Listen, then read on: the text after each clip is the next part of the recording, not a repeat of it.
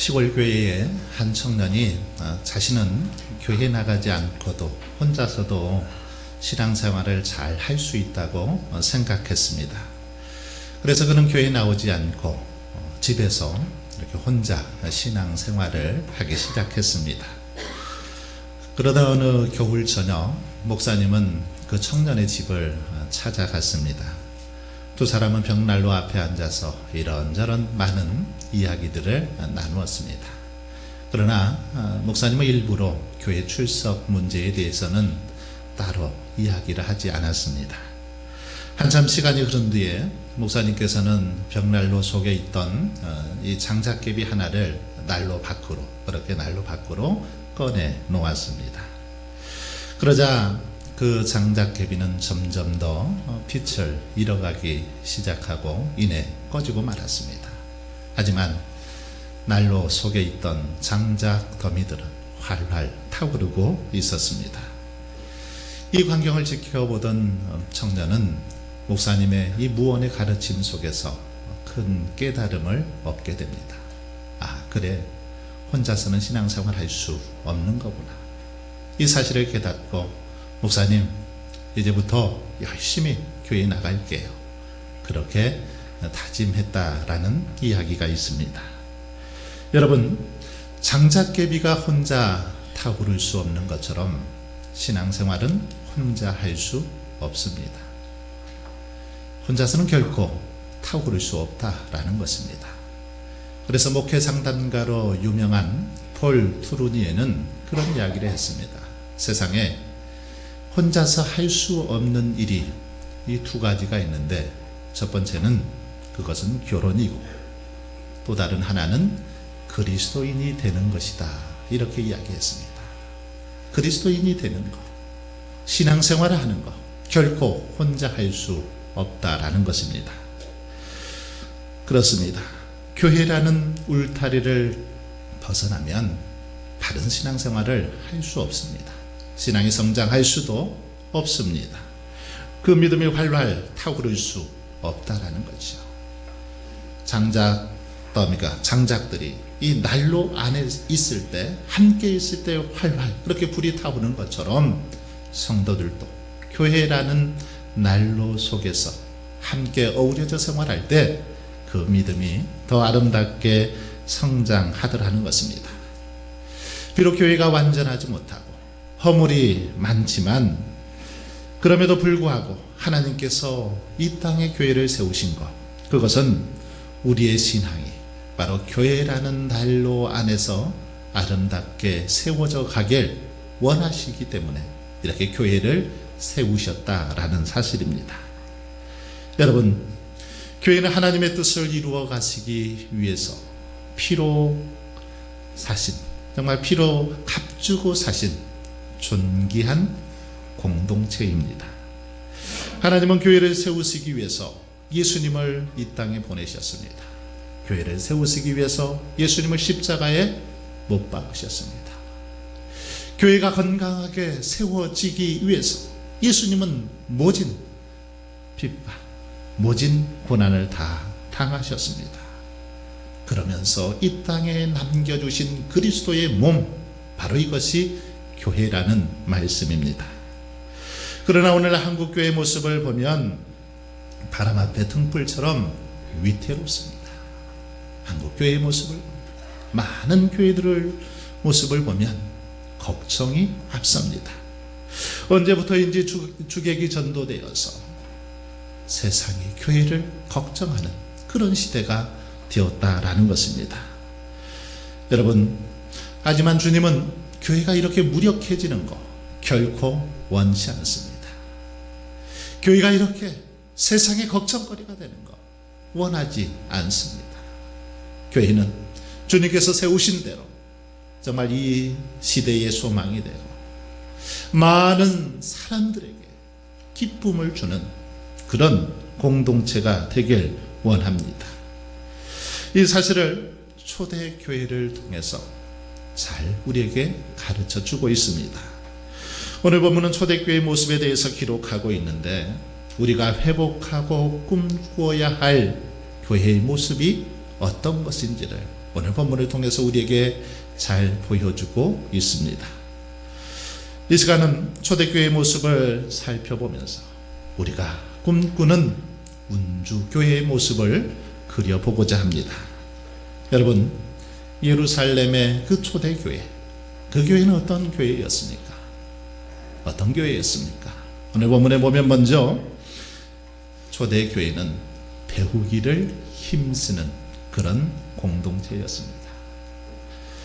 42절을 보세요. 그들이 사도의 가르침을 받아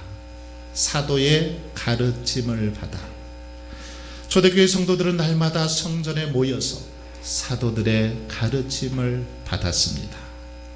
배우기를 힘썼다라는 것입니다.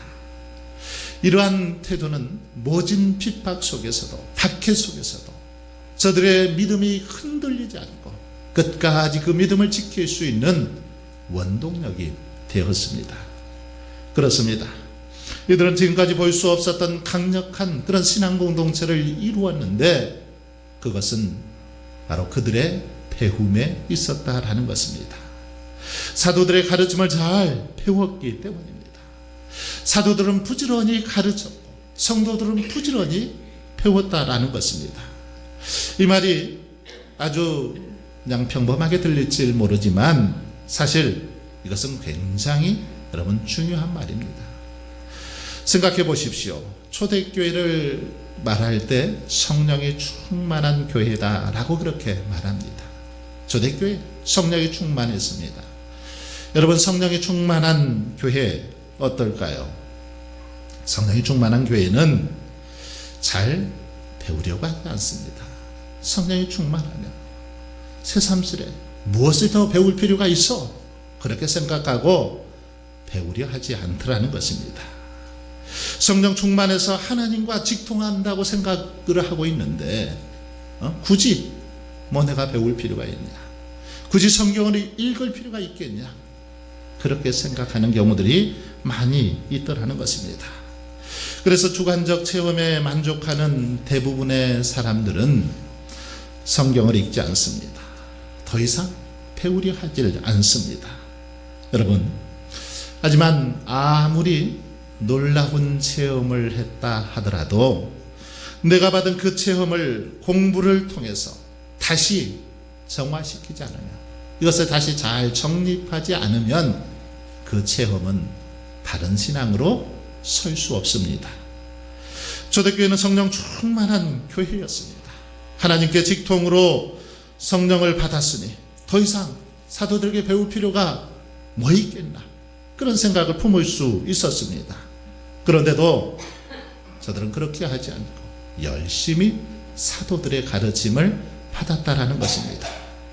보통 사람들이라면 이제는 더 이상 배울 거 없다, 더 배울 거 없어, 그렇게 하고 그냥 배우는 일에 별로 신경 쓰지 않았을 것 같은데 이들은 그렇게 하지 않았다라는 겁니다. 성령을 받았으면서도 여전히 모여서 사도들의 가르침을 받고 배우기를 힘썼습니다. 여러분, 건강한 사람들 특징이 무엇입니까? 무엇이든지 잘 먹습니다. 뭐든지 잘 소화시키죠. 그리고 먹고 난 다음에 또 바로 뭐든지 또 잘 먹습니다. 먹어도 자꾸 먹고 싶죠. 뭐든지 맛있게 먹습니다. 그런가 하면 몸이 병든 사람들 어떻습니까? 입맛이 없어서 뭐든지 잘 먹지를 않습니다. 먹으려고 하지 않죠. 이와 마찬가지로 영적으로 건강한 사람은 성경 공부 하나를 해도 열심히 배우려고 하더라는 겁니다. 말씀을 받고 또 받으려고 그렇게 힘을 쓰더라는 것이죠. 설교를 듣고 뒤돌아서는 순간 또 말씀이 듣고 싶어서 그렇게 마음의 사모함이 있더라는 것입니다. 들으면 들을수록 그 말씀이 가슴에 와닿아 그렇게 좋을 수가 없습니다. 여러분, 그러므로 혹시 우리 가운데 왠지 배우는 것이 싫고 공부하는 것이 싫고 성경 말씀 읽는 것이 싫다라면 그것은 한번 깊이 생각해 보아야 합니다. 혹시 내 신앙이 병든 것은 아닌지, 내 신앙이 영적으로 지금 메말라 있는 것은 아닌지 생각해 보아야 합니다. 그래서 빨리 고쳐야 한다는 것이죠. 배우기를 힘쓰는 교회, 공부하는 교회, 바로 이것이 초대 교회의 첫 번째 특징이었습니다. 특별히 여기서 배운다라는 것은 겸손을 의미합니다. 여러분, 겸손하지 않고서는 결코 배울 수 없기 때문이지요.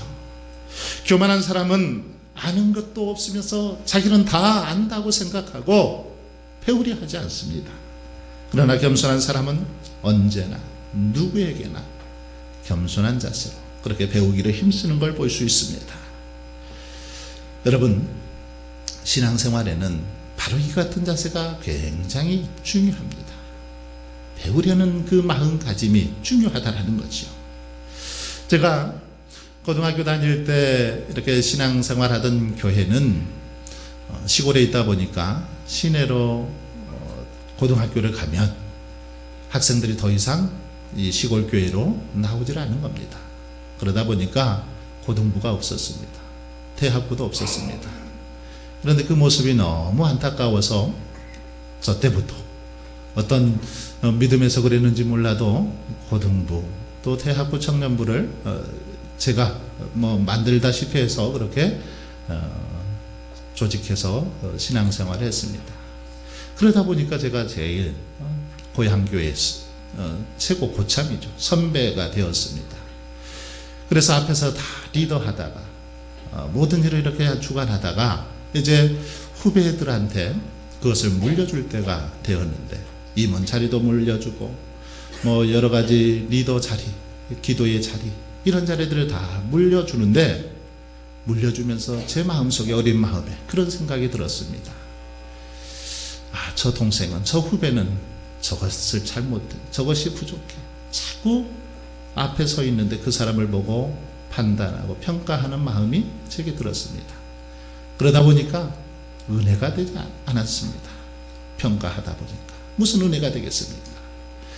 그래서 하나님 앞에 기도하면서 어떻게 할까 고민 끝에 하나님께서 그런 말씀을 주셨습니다. 저 사람도 저 동생도 후배도 내가 세웠다. 하나님이 세우셨다라는 겁니다. 그때부터 저는 누가 앞에 서서 인도하든지 저 사람은 하나님이 세우셨구나.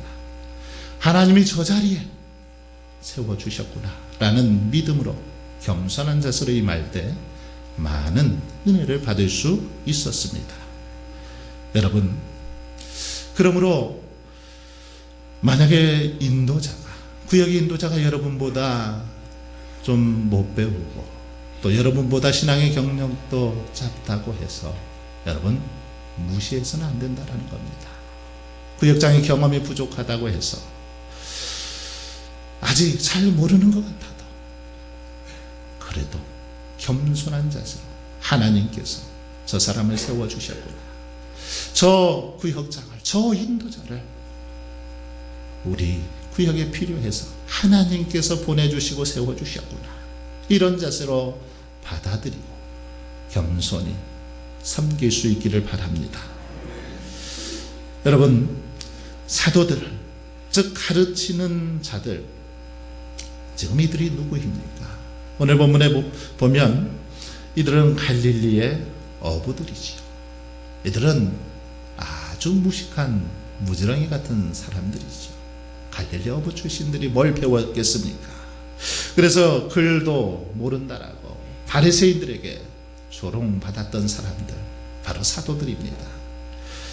한번 생각해 보십시오. 그 무식한 갈릴리 어부들이 무엇을 제대로 가르치겠습니까? 그러나 초대교회 성도들은 성령 충만하여 베드로 앞에 무릎을 꿇었습니다. 그렇게 무식하지만 잘 아무것도 아는 것처럼, 아는 것도 없는 것처럼 보였지만 베드로 앞에 무릎을 꿇고 배웠습니다. 요한 앞에 겸손하게 엎드려서 배웠습니다. 야고보에게 나아가서 성경을 배우고 예수님을 배우는 일에 힘썼다라는 것입니다. 바로 이것이 초대교회가 거룩함과 순수성을 유지하는 비결이었던 것입니다. 두 번째로 초대교회는 나누고 베푸는 그런 공동체였습니다.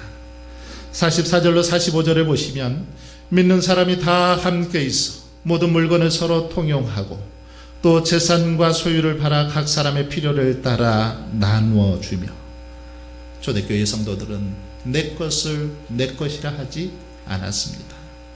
서로의 필요에 따라서 모든 사람이 물건을 통용했다라고 그렇게 말씀합니다.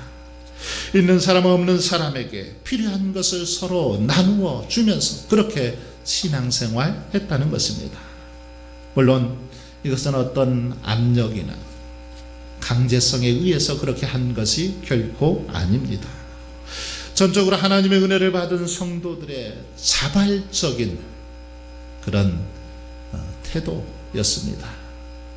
그리스도의 한 몸이 된 것을 나타내기 위해서 외적으로 그렇게 증거하기 위한 사랑의 방법이었지, 이것이 어떤 강압에 의해서 된 것이 아니라는 것입니다. 요새 말로 초대교회는 공동분배가 잘 이루어졌습니다. 자원함으로 사랑 안에서 분배를 이루었습니다. 더 이상 욕심을 부리지도 않았고 자신의 이기심을 채우기 위해서 그렇게 행동하지도 않았습니다. 성령을 받음으로 인해서 전에는 보이지 않았던 것들이 이제는 눈에 들어오기 시작했습니다. 전에는 가난한 사람들, 소외된 사람들 눈에 띄지 않았는데 성령 받고 나니까 그들이 눈에 보였습니다.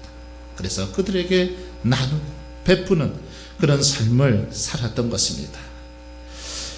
어떤 분이 언젠가 기도를 하고 있는데 자꾸 친구가 울고 있는 모습이 떠오르더랍니다.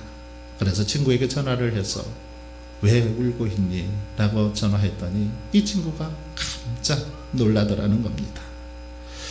여러분, 성령 받은 사람에게는 성령으로 충만하면 어떤 사람이 지금 나를 필요로 하고 있는지, 어떤 사람이 지금 도움을 받아야 되는지 그것을 보여주시더라는 것입니다. 그래서 그 사람을 돕도록 인도해 주시더라는 겁니다. 그래서 성령 충만한 초대교회 성도들은 서로 필요에 따라서 나누어 주었습니다. 내 도움을 필요로 하는 많은 사람들이 눈에 보였기 때문에 자원해서 내가 가지고 있는 것, 내게 있는 내게 있는 재능을 그렇게 주변의 사람들에게 나누었다라는 겁니다. 이 얼마나 아름다운 모습입니까? 바로 이것이 참 교회의 모습입니다. 이렇게 초대교회 성도들은 다른 사람의 필요가 무엇인지를 알고 관심을 갖고 나누는 것을 힘썼습니다. 그런데 정말 놀라운 것은 이렇게 많은 사람들에게 나누고 베푸는 것이 어떤 특정한 사람에 의해서만 되어진 것이 아니라는 겁니다. 부자인 아무개 장로님, 부자인 누구 그런 사람에 의해서만 되어진 것이 아니라 모든 성도들에 의해서, 그리고 일회성으로만 되어지는 것이 아니라 지속적으로 꾸준히 이런 역사가 나타났다라는 것입니다. 그런데 모두가 정말 풍족한 그런 삶을 살 수 있었고 초대교회가 더욱 부흥하고 성장할 수 있었던 것입니다. 이제 끝으로 초대교회는 하나님이 그 교회에 함께 하시는 증표가 있었습니다. 하나님이 함께 하시는 증표를 가지고 있었습니다. 43절에 보시면 사람마다 두려워한다라고 했습니다. 초대교회 성도들을 보면서 사람들이 두려워했다라는 것입니다. 이것은 초대교회에 대한 당시 사람들의 반응을 묘사하는 거죠. 주변의 사람들이 교인들을 보고 두려워했다라는 겁니다. 이 말은 믿지 않는 유대인들, 즉 불신자들도 교회에 대한 경외심을 가지고 그렇게 바라보았다라는 말입니다. 여러분, 이처럼 불신자들이 교회에 대한 경외심을 갖게 된 이유 무엇입니까? 왜 불신자들이 그렇게 성도들을 두려워했습니까? 그것은 바로 사도들을 통해서 하나님께서 기사와 표적을 아주 풍성하게 그렇게 보여주셨기 때문입니다. 사도들을 통해서 기사와 표적이 초대교회 안에 풍성하게 나타났기 때문에 그 모습을 보면서 두려워했다라는 사실입니다. 안전뱅이를 일으키고 죽은 자를 살리는 놀라운 역사가 초대교회 안에 나타났습니다. 그리고 무엇보다도 위대한 표적은 주님의 제자들, 겁쟁이였던 제자들이 이제는 담대하고 또 무식한 제자들이 아주 지혜롭게 바뀌었기 때문에, 그래서 그들의 설교를 듣고 하루 3,000명이 넘는 자들이 회심하고 돌아오는 역사가 일어났기 때문이었습니다.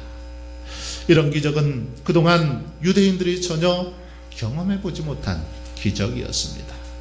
단 한 번도 볼 수 없었던 놀라운 일이었죠. 여러분, 그런데 하나님은 왜 이런 기적을 초대교회에 일어나게 했을까요? 왜 보여주셨을까요? 그것은 당신이 교회 안에 임재하시고 성도들과 함께 하신다라는 증거를 보여주시기 위해서입니다. 하나님이 교회에 함께 하신다, 너희들과 함께 하신다, 이 사실을 가르쳐 주시기 위해서 이렇게 놀라운 기적과 표적을 보여주셨다라는 것입니다. 그래서 그들로 하여금 함부로 교회를 해하지 못하게 하고 교회가 전하는 복음을 사모함으로 그렇게 받을 수 있도록 했다라는 것입니다. 그렇습니다.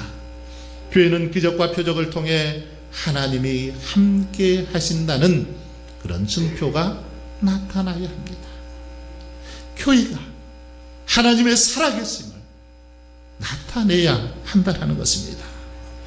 그래야 복음이 쉽게 전해지고 세상에 교회를 함부로 대하지 못하는 것입니다. 여러분, 그렇다면 어떻게 해야 이런 역사가 나타날 수 있을까요?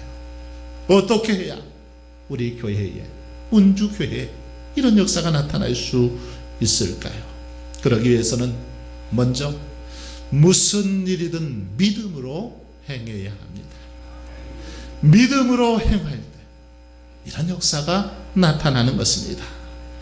사도들이 놀라운 권능과 표적을 일으킨 비결은 바로 주님의 약속을 믿고 행했기 때문입니다. 주님께서 약속하신 것, 그 약속을 온전히 믿고 행했기 때문에 이런 역사가 나타났다라는 겁니다. 주님은 사도들에게 믿는 자들은 각종 표적을 일으킬 수 있다라고 약속하셨죠. 사도들은 그 약속을 믿고 주님의 이름으로 바로 표적을 일으킨 것입니다. 그래서 베드로는 안전뱅이를 일으킨 기적을 행한 후에 이렇게 고백합니다.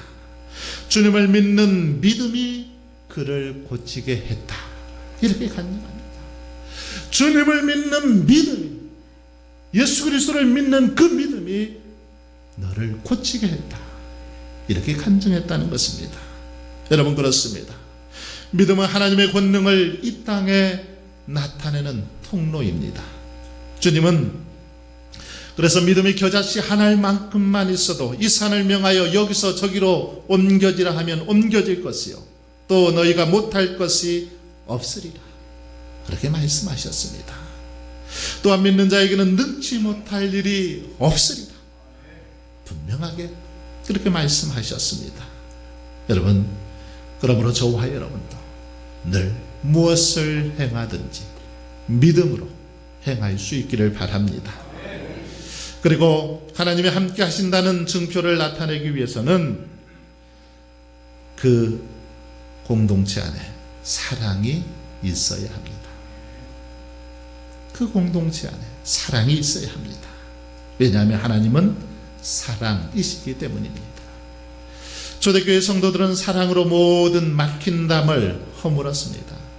그래서 초대교회는 남자와 여자를 똑같이 대했습니다. 다른 사람들은 공공 모임에 노예들을 배제시켰지만 그들은 그렇게 하지 않았습니다. 주님께서 구분하지 않고 사랑하셨기 때문입니다. 다른 사람들의 인종과 성별에 따라서 차별했지만 초대교회는 주님의 식탁에 그들을 다 같이 초대했습니다. 거의 남자들로만 구성된 로마의 귀족 정치 체제와는 달리 초대교회는 여자와 가난한 자들에게도 지도자의 자리를 위임했습니다. 여러분, 어떻게 이런 일이 가능했습니까? 그것은 그들 안에 하나님의 사랑이 충만했기 때문입니다. 그 공동체 안에 하나님의 사랑이 흘러 넘쳤기 때문이라는 것입니다. 그들의 심령 속에 그리스도의 사랑이 가득했습니다. 그러니 나와 신분이 좀 달라도, 계층이 다르고 취향이 다르고 성격이 달라도 서로 사랑하고 섬길 수 있었던 것입니다. 여러분, 서신서를 통해서 바울이 강조하고 있는 건강한 교회, 그 척도는 무엇입니까? 건강한 교회. 어떤 교회가 건강하다고 말합니까?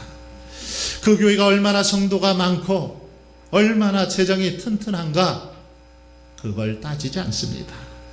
그 성도들이 얼마나 많은 성경 지식을 가졌는가, 얼마나 많은 은사를 가졌는가, 방언과 예언과 통병과 병 고치는 은사를 가지고 있는가, 이걸 가지고 건강한 교회인가 그렇지 않은가를 따지지 않았습니다.